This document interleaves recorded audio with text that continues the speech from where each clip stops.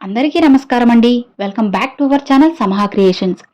ఇక ఈరోజు వీడియో ఏంటి అంటే, భగవంతుడా, ఏంటి నా జీవితం ఇలా అర్థం కాకుండా లేకపోయింది అని అనుకునే వాళ్ళు ఒక్కసారి ఇది వినండి. మీకు తప్పకుండా ఆనందం కలుగుతుంది.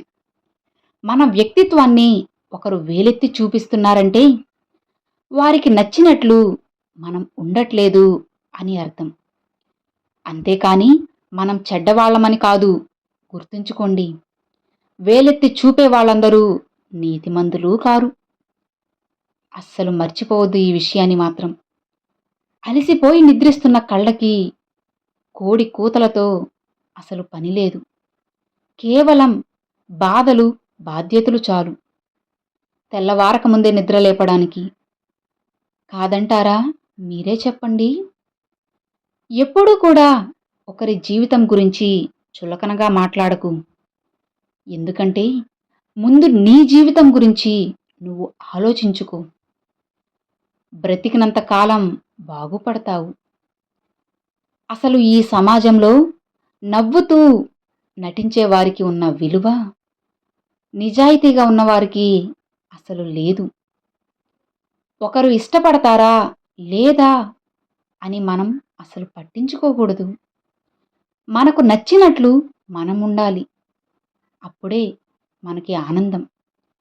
మన తీరు నచ్చిన వాళ్ళు ఉంటారు, నచ్చని వాళ్ళు వాళ్ళ దారి వాళ్ళు చూసుకుంటారు. ఇలా ఉంటేనే కావాలి అనిపించేది ఇష్టం.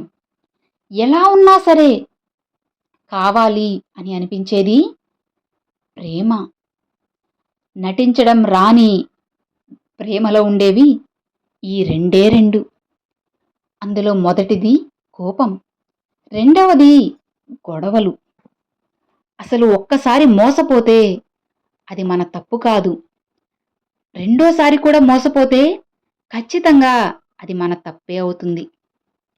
పదే పదే ఒకరు నిన్ను విసిగిస్తున్నారంటే పదే పదే నువ్వు గుర్తొస్తున్నావని అర్థం. అంతే తప్ప నిన్ను బాధ పెట్టాలని కాదు. అసలు ఇప్పుడున్న సమాజంలో మనం బ్రతకాలి అంటే కావాల్సింది మంచితనం కాదు, తెగింపు.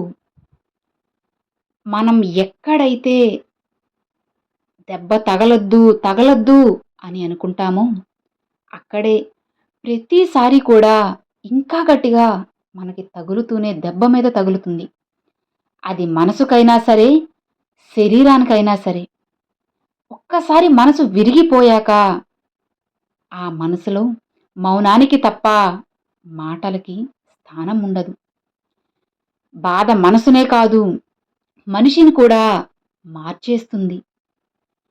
మనసుకి ఒక్కసారి దెబ్బ తగిలితే చాలా నొప్పిగా ఉంటుంది. కానీ దెబ్బ మీద దెబ్బ తగులుతూ ఉంటే మనసు చచ్చిపోయి మనిషి మాత్రమే మిగులుతాడు. అసలు ప్రతిదీ కూడా ప్రయత్నం చేసి ఓడిపో. అలా కాకుండా ప్రయత్నం చేయకుండానే నువ్వు నేను ఓడిపోయాను, చేయలేను అంటే ఎలా చెప్పు? అంతా అప్పుడే అయిపోదు. సరేనా? గుర్తుంచుకో. జీవితంలో ఇంకా చాలా మిగిలి ఉంది అని సాగిపోతారా? నిర్ణయం మీదే, మీ చేతుల్లోనే ఉంటుంది. ఏదేమైనా సరే నువ్వు అనుకున్నది సాధించే వరకు అస్సలు వదలకు. సంతోషం శాశ్వతం కాదు అని అనుకున్నప్పుడు బాధ కూడా శాశ్వతం కాదు అని ఎందుకు నువ్వు అనుకోవడం లేదు చెప్పు? ముగింపబడే ప్రతి బంధం కూడా మోసం వల్లే అయుండాల్సిన పని లేదని తెలుసుకో. ఒక్కొక్కసారి ఇంకొకరి సంతోషం కోసం కూడా ఆ బంధాన్ని ముగించాల్సి వస్తుంది. స్నేహం అంటే ఆడుకోవడం కాదు, అలాగని వాడుకొని వదిలేయడమూ కాదు. ఆదుకోవడం, అలానే వదులుకోలేకపోవడమే స్నేహం అంటే. మనకు అవసరం వస్తే ఆదుకోవడానికి ఒక్కరూ రారు. కానీ వాళ్ళ అవసరాలకి మాత్రము మనల్ని ఎంతలా అయినా సరే వాడుకుంటారు. నిజమే కదా? కాబట్టి జాగ్రత్తగా ఉండండి. ఓపిక పట్టు. కష్టం కూడా ఒకరోజు నిన్ను కనికరిస్తుంది. నీకు ఇష్టమైనవన్నీ ఖచ్చితంగా నీ దగ్గరకు చేరుస్తుంది. జీవితంలో కొన్ని వ్యతిరేక సంఘటనలు జరుగుతూ ఉంటాయి. అలా జరగడం మంచిదేనేమో. ఎందుకంటే అప్పుడే కదా ఎదుటి వారి యొక్క నిజస్వరూపం ఏంటో, వాళ్ళ మనస్తత్వం ఏంటో బయటపడేది, నీకు తెలిసేది. అసలు కొందరు ఎలా ఉంటారంటే, ప్రపంచంలో మనల్ని మనకంటే ఎక్కువగా వారే ప్రేమిస్తున్నారని మనం ఊహించుకుంటాం. కానీ చివరికి ఎవరూ చేయలేనంత మోసం కూడా వాళ్ళే చేస్తారు. అదేం వారి తప్పు కాదు. వాళ్ళని అలా నమ్మడం ముమ్మాటికి మన తప్పే. ఏ బంధమైనా సరే డబ్బు ముందు నిలబడడం చాలా కష్టం.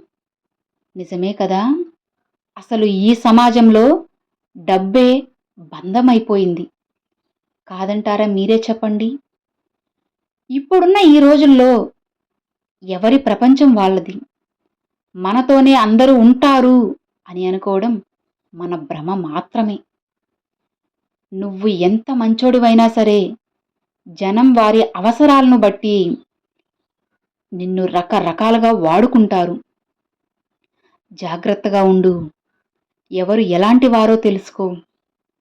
మౌనమనేది జీవితంలో అనుభవించిన బాధల్లో నుండి పుడుతుంది. ఆ బాధల్లో నేర్చుకునే ఒక గొప్ప పాఠమే మౌనం. అరిస్తే గెలిచినట్లు కాదు, అలా అని మౌనంగా ఉంటే ఓడిపోయినట్లు కాదు. సమయానికి తగినట్లు మాట్లాడడమే, అలా ఉండడమే మనిషి యొక్క గొప్ప లక్షణం. కష్టాన్ని చూసి భయపడుతూ కూర్చోకు. అసలు భయపడకు. అలానే అతిగా బాధపడకు.